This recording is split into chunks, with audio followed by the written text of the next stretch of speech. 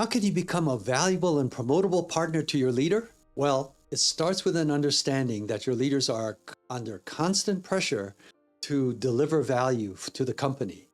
And if you can articulate how your activities contribute to their achieving their financial goals, then of course you're going to be looked at as a partner. Now, for you, the challenge might be that what the financial goals are not often articulated. So I want to share with you the quiet part out loud, the subtext, what the implied but not explicitly stated financial goals are. So after 34 years of coaching and training mid-level managers, very high successful, high potential mid-level managers that were moving up from senior manager and director, moving up into higher positions. Yeah.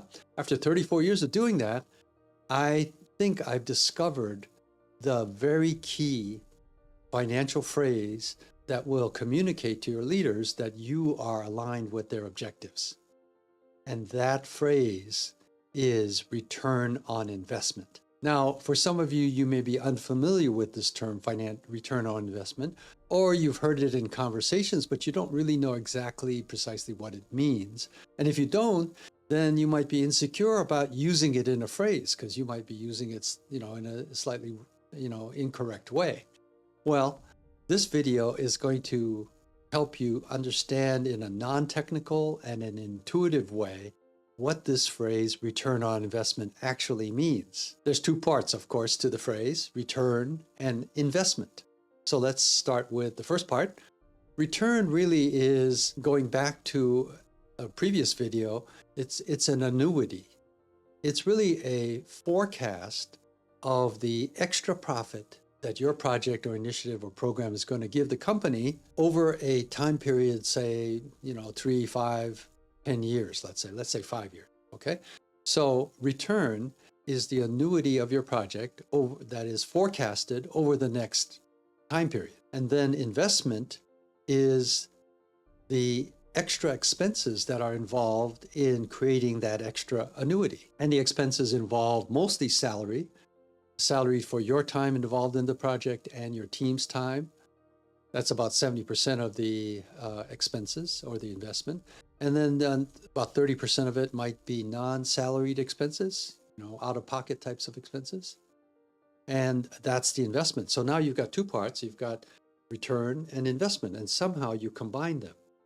Now, there's a technical way that this is all done, and it involves some terms like discounting and net present value and internal rate of return. Now, those things you may not be familiar with. You don't really have to deeply understand how to actually do that, because you don't have to do finance, you just have to speak finance. So I want to give you, in a future video, I'll give you an intuitive understanding for what those more technical tools involve. But for now, let's just understand the relationship between the return and the investment is then calculated into a percentage. And that percentage represents the average return that your project is going to give over the time period that it lasts. Now, here's the key step.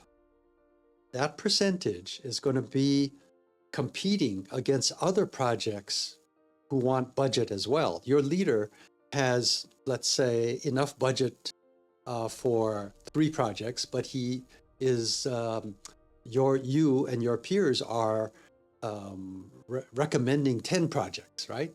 So now, how does your leader choose that? Well, basically, it's an implicit or explicit rank ordering of return on investments of the projects, and the top 3 get strong considerations. Now, projects aren't chosen only on numbers, they're chosen on the strategic or qualitative aspects as well. But a strong piece, a necessary but not sufficient element, is the quantitative side, and it is captured in this phrase, return on investment.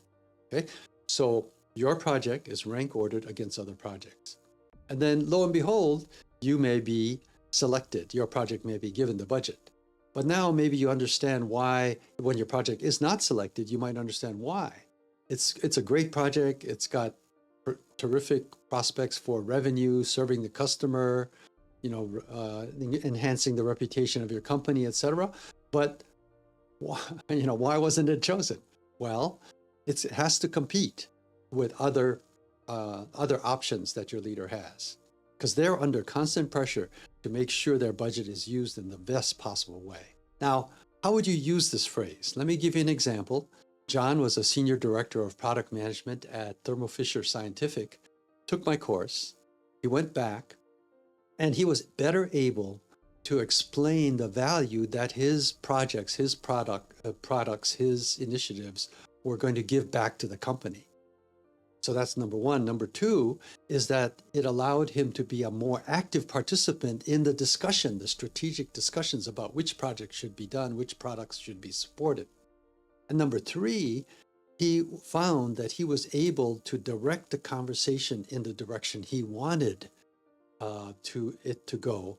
And so he became more persuasive about the projects he was supporting. And now his facility with using this term, even though he's not doing the technical finance of return on investment, he was able to use that in conversation, in presentations, and he was promoted to a position where he was managed a big multi-million-dollar project that was called a product portfolio prioritization project. Really, it's a strategic rank ordering, basically, and a selection of which projects were going to get budget. And of course, his success there led to further promotions. And that's what I hope for you, that you're an expert in a non-financial area, you're highly successful, you've moved up, and now there's more conversation around the financial side coming in to the discussion. You don't have to do the finance, you just have to speak the finance, right? And that's what I'm hoping for you. And in a further video, I will give you a little bit more intuition about the technical derivation of return on investment. But until then, I hope you start to try and investigate the return on investment of your project, and stay tuned in future videos. Let's continue our discussion.